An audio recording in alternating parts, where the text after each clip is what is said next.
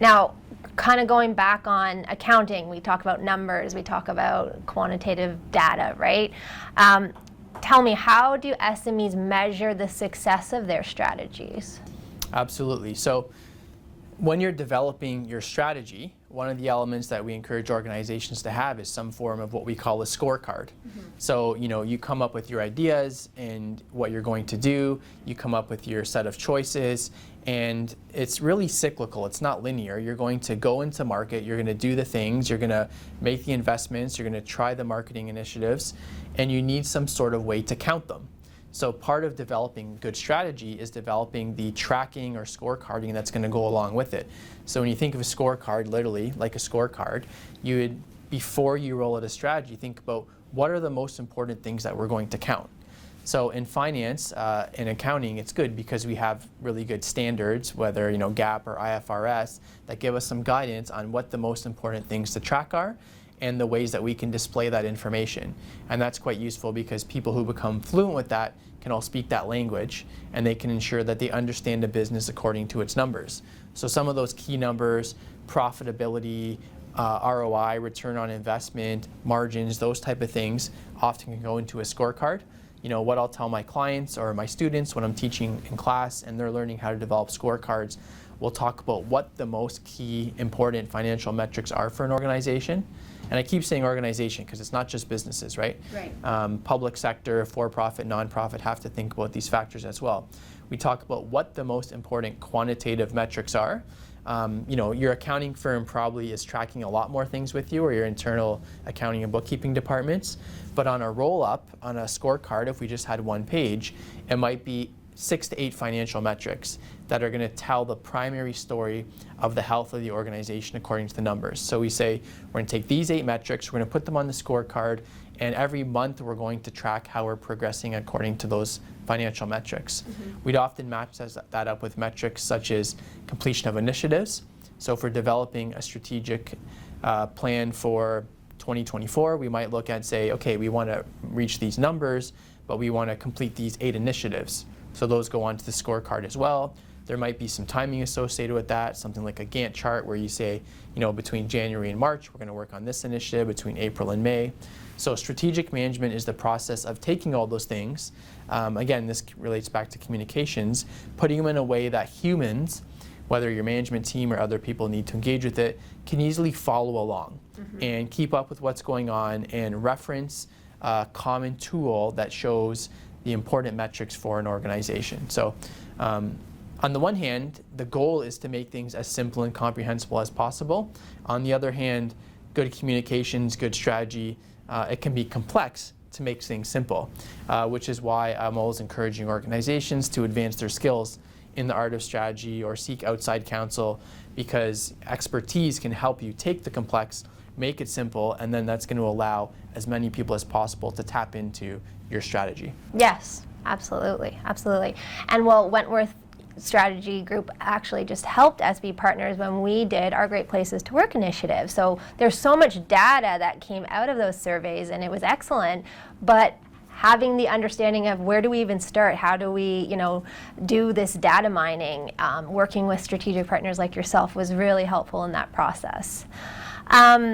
So can you tell me now, what are some emerging trends and future considerations that SMEs should be aware of when it comes to strategic management? Absolutely. And before I jump into that, congratulations to the team. Yes. SB Partners officially certified as a great place to work, which is quite noteworthy. And we work with a variety of clients towards getting certified as being a great place to work. And the goal is not just to get the logo and say that you're a great place to work, but it's actually a very strategic activity to undertake, because you survey the organization, you collect a bunch of data to determine whether it is a great place to work. But over and above that, that data can inform ways that from a human resources and talent perspective, you continue to make a better and better workplace. So kudos for you for not only accomplishing that, but also for taking that information very seriously, and right now working through your next steps to continue to make SB Partners an even greater place to work, which is a very strategic path to be on. So you asked about emerging themes. That's a great question, because we're living in a rapidly changing world, and there is a lot of dislocation that happened because of things like COVID, because of the rise of artificial intelligence now, so many different factors that organizations have different expectations and pressures that they're expected to live up to as they're operating themselves. And quite frankly, it's making it more challenging and complicated, and arguably increasing the need for strategy, because now organizations are expected to think of so many things at once while running their business affairs. So what are some of these things that have emerged? In the past few years, there's been a lot of emphasis on equity, diversity, inclusion. Right? This is a topic that not only organizations, but our society at large is continuing to unpack and explore. How do we make our workplaces in this circumstance more equitable, more diverse, more inclusive? Even the definition and meaning of those words continues to evolve in terms of our common social understanding. So organizations are expected to be able to be pursuing an organization that is more equitable, diverse, and inclusive, and to be able to keep up with what best practices are as this topic and theme continues to evolve, and as we continue to have important conversations around these topics. So that's one of them, and I know a lot of organizations that we work with are looking at both an integrated and kind of standalone fashion how equity, diversity, inclusion rolls into their strategies, right? How it becomes a core part of what they do. But that's not the only thing. One of the topics that's emerging a lot in the accounting field and also in strategy is ESG, environmental social governance. So if you think of those words, they're huge themes unto themselves: environmental, social, society, and governance.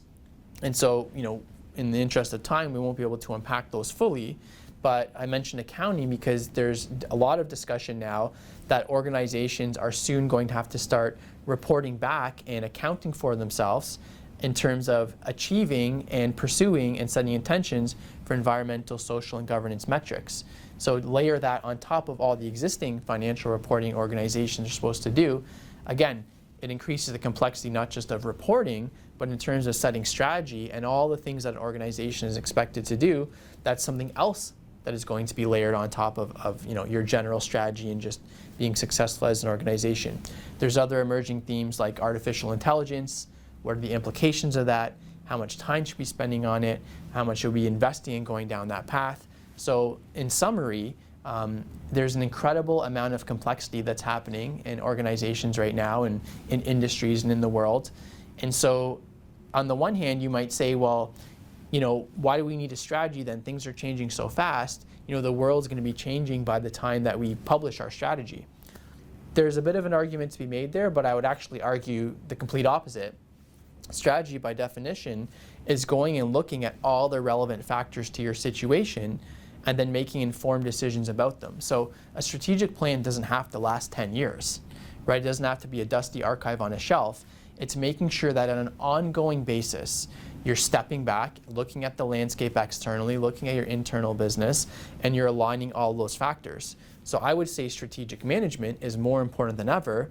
The modality or form that a plan might look like or how you monitor your strategy on an ongoing basis might continue to evolve. But overall, being strategic is actually much more important when you're dealing with all this complexity. Absolutely. Yeah, I think you made a good point there with a plan doesn't have to be 5 years, 10 years. You can pivot, right? I think of that Friends episode, pivot. And I think that's important that you have this document so that okay, these are my objectives today, but hey, we weren't planning for a pandemic, so now we need to, recalibrate. So now I noticed that you brought some interesting books here. Would you like to share a little bit about these? Absolutely. So as an academic as well as an instructor in strategic management, I try and pair kind of real world execution, being in the field, consulting on helping organizations with strategy, with also drawing on some of the best practices that have been established in the field. So I did bring my little library here, so maybe I'll pull out a few of the books just to allow us to close off with a few of the themes related to strategy that have kind of dominated the landscape and discourse, not just in business schools, but out in industry and society. This one here, Competitive Strategy by Michael Porter, kind of like the granddaddy of strategy in terms of how we think of it in a modern business sense. A lot of people would be familiar with concepts like a SWOT analysis, right?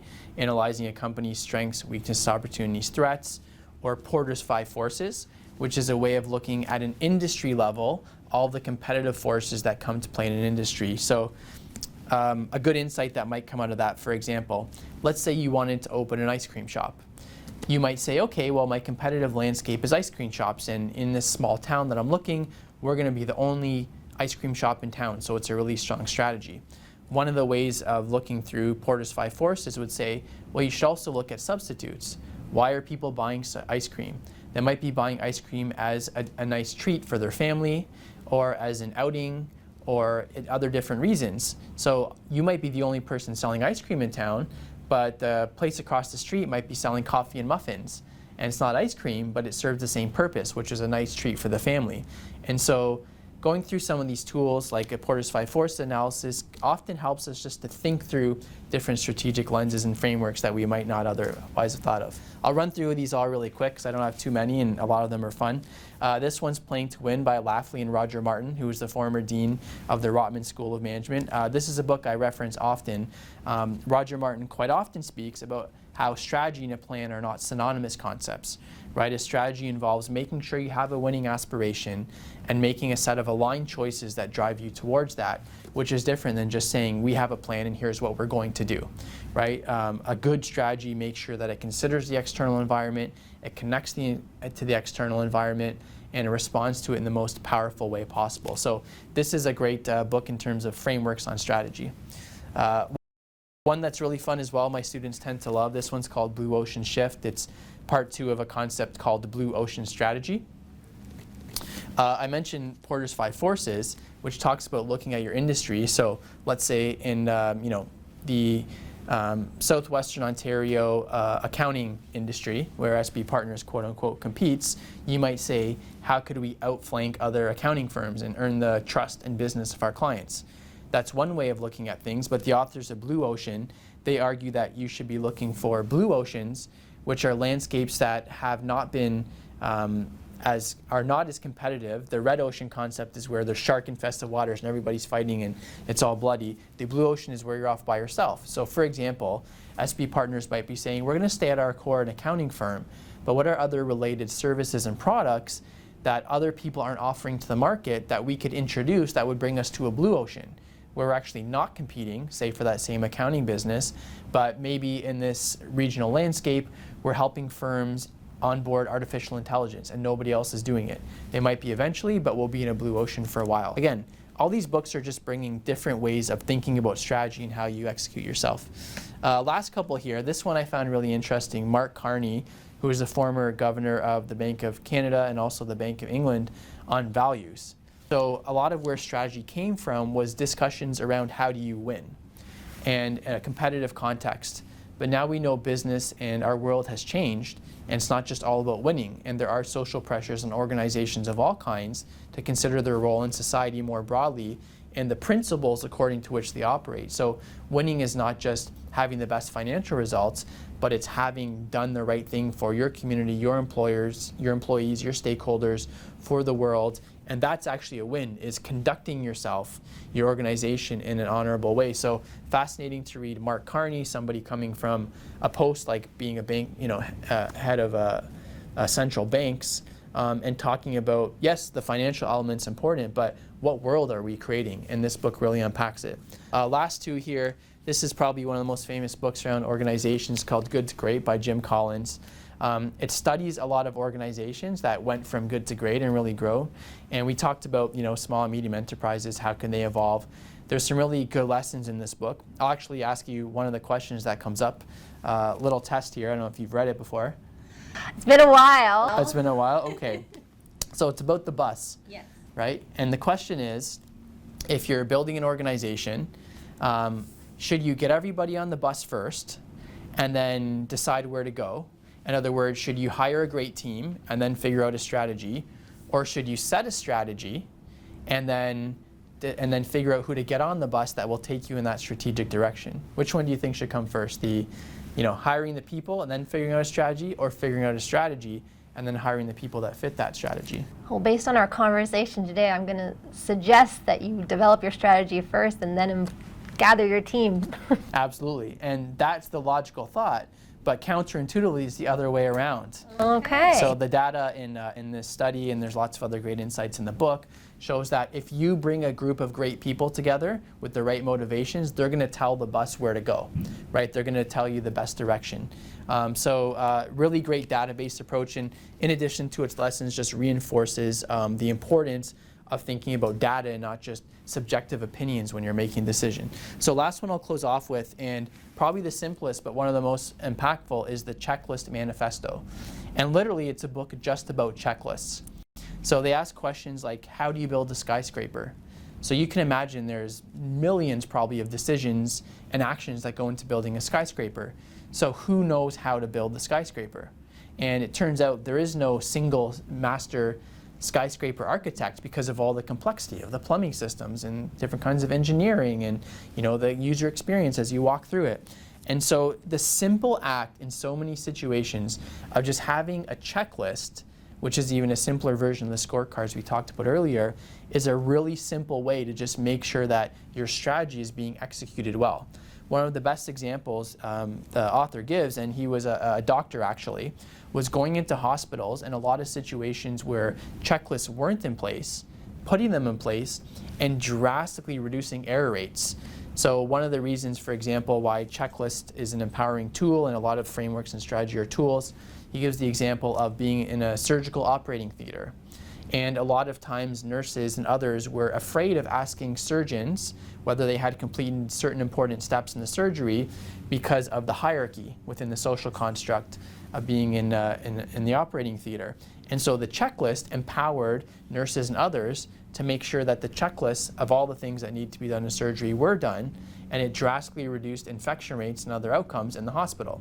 Right? So again, strategy isn't meant to be complicated. A lot of times it's Pareto optimal, where we can do simple things, make sure there's checks and balances, and that we're not just operating haphazardly, and that can drive very significant outcomes. So just a few book recommendations. Obviously, anybody listening can just Google those and look them up. But in summary, I find the topic endlessly fascinating because strategy is something that can apply in almost any situation.